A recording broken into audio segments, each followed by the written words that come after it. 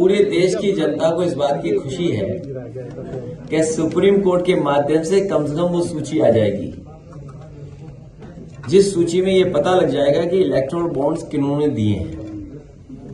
अब सवाल यह है कि वो सार्वजनिक होगा कि नहीं होगा, हम और आप जान पाएंगे कि नहीं जान पाएंगे। बीजेपी तो जानती है कि उसे कहां से चंदा मिला है, या हमें चंदा मिला हुआ तो हमें तो पता है कि कहां से चंदा मिला। ये जनता जान पाएगी कि नहीं जान पाएगी, ये सबसे बड़ा सवाल है। इसलिए हमें उम्मीद है कि सुप्रीम कोर्ट के माध्यम से, या जो साथी इस बात को चाहते हैं कि जनता जाने, तो मुझे उम्मीद है कि देश की जनता जानेगी कि इलेक्टोरल बॉन्ड्स बीजेपी पे जो आए हैं या अन्य दलों पे जो आए हैं वो किन किन के माध्यम से पहुंचा। सबसे पहले समाजवादी पार्टी ने अपना गठबंधन तय किया। सबसे पहले समाजवादी पार्टी ने अपनी सीटें घोषित की। सबसे पहले समाजवादी पार्टी ने अपना प्रचार शुरू कर दिया। और आप देखना, सबसे पहले जीत का भी जो संदेश आएगा वो समाजवादी पार्टी और गठबंधन का होगा।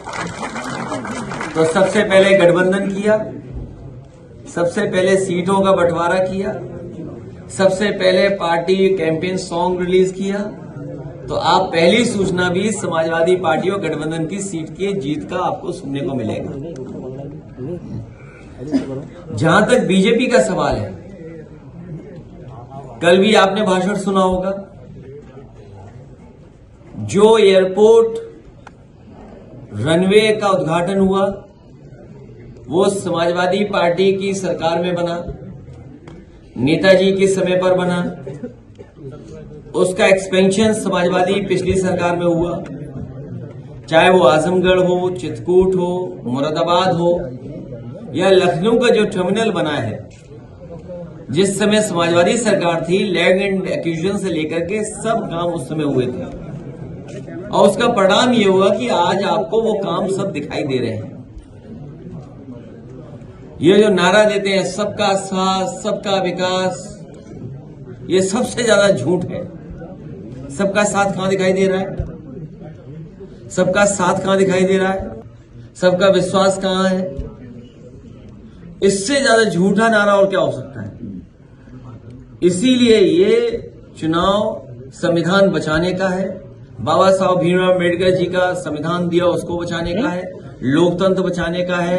डॉक्टर राम मनोहर लोहिया ने जो समाजवादी सपना देखा उसको बचाने का है। नेताजी ने जो रास्ता दिखाया किसान, गरीब, अल्पसंख्यक मुसलमान भाइयों का, उनका हक और सम्मान बचाने का चुनाव है। क्या कहते हैं कि हम दुनिया की 5वीं अर्थव्यवस्था बन गए हैं, विश्व गुरु बन गए, विकसित भारत बनाना चाहते हैं, 80 करोड़ लोगों को राशन दे रहे हैं और 90% लड़का पढ़ा लिखा बेरोजगार है। का जो गणित है, इसका जवाब भारतीय जनता पार्टी के पास नहीं है। न पीडीए का जवाब है उनके पास, न किसान की आय दोगुनी का जवाब है, न महंगाई का है, और न ही नौकरी का है। मतलब अग्निवीर जैसी आधी अधूरी नौकरी होगी क्या?